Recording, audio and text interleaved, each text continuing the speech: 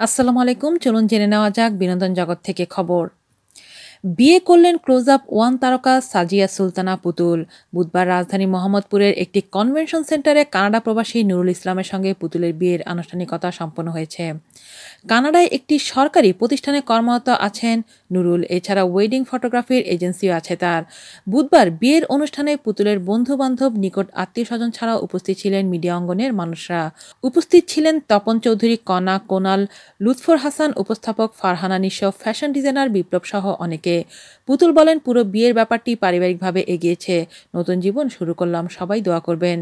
NTV আয়োজিত close up one তোমাকেই খুঁজছে বাংলাদেশ 2006 প্রতিযোগিতায় অংশগ্রহণ করে সেরা 10-এ ছিলেন পুতুল। জনপ্রিয় সঙ্গীতশিল্পী গান গাওয়ার পাশাপাশি উপস্থাপনা ও লেখালেখিও করেন। বিয়েতে পুতুল নিজেকে নিজে একটি গান উপহার দেন, আর গানটির আনুষ্ঠানিক প্রকাশনা তিনি গতকাল রাতেই করেন। বিয়েতে এমন একটি ব্যতিক্রমী আয়োজন আগত অতিথিদের সবাইকে চমকে দেয়। বিয়ের অনুষ্ঠানে প্রকাশিত হওয়া পুতুলের গাওয়া গানের শিরোনাম সময়ের কাছে মিনতি। গাওয়ার পাশাপাশি গানটির কথা ও সুর পুতুলের। বিয়ের অনুষ্ঠান গান প্রকাশের ধারণা পুতুল আগেই দিয়েছিলেন। তিনি বলেন, সবাইকে কথা দিয়েছিলাম, বিশেষ দিন মানে আমার বিয়ের দিনে নিজেকে নিজে উপহার দেব। এই উপহার হিসেবে নিজের কথা ও সুরে একটি গান প্রকাশের সিদ্ধান্ত নেই। সেভাবে কাজটি করি। এটা আমার নিজেকেই নিজের উপহার। গানটি সবাই শুনবেন, উপভোগ করবেন, আশা করি ভালো লাগবে। কানাডা প্রবাসী নুরুল ইসলামের সঙ্গে কিভাবে পরিচয়? পুতুল বলেন, 8 মাস আগে বিয়ের প্রস্তাব আসে। পুরো ব্যাপারটি পারিবারিকভাবে এগিয়েছে। সপ্তাহখানেক আগে আমাদের দুজনের দেখা হলো। নতুন জীবনের শুরুতে সবার কাছে দোয়া চাই। এদিকে বেসরকারি বিশ্ববিদ্যালয় থেকে পুতুল সঙ্গীতে স্নাতকোত্তর করেছেন। আজকে ছিল সঙ্গীতশিল্পী পুতুলাপুর বিবার্তর সংবর্ধনা, আর সেখানে আমন্ত্রিত ছিল মজার স্কুলের শিক্ষার্থীরা।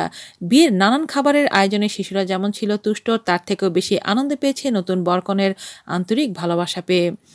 আমরা ভীষণভাবে মুগ্ধ হয়েছি পুরো আয়োজনে। শিশুদের যেভাবে দুজনে আপন করে নিয়েছে, শিশুদের হাতে খাবার খেয়েছে, খাবারের পুরো সময় শিশুদের যাতে কোনো সমস্যা না হয় তা তদারকি করেছেন, ফটোও তুলেছেন। ধানমন্ডির বিয়েবাড়ি নামের যে রেস্তোরাঁয় শিশুরা অতিথি হয়ে গিয়েছিলেন তার গেটে দাঁড়িয়ে থাকাই ওদের কাছে সৌভাগ্যের। তাই ফিরতি পথে শিশুরা এই শিল্পীর ভালোবাসায় যে মুগ্ধ হয়েছে তা জানাতে ভুল করেননি।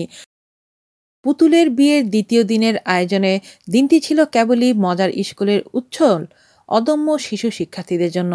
সাধারণের কাছে এরা কেবলই পথশিশু, কিন্তু পুতুলের মতো অসাধারণ মানুষের কাছে এরা বিশেষ। এই বিয়েতে শিশুরা কেমন এনজয় করেছে সেটা এই ছবিগুলো দেখলেই বোঝা যাবে। আজ এ পর্যন্তই। আল্লাহ হাফেজ।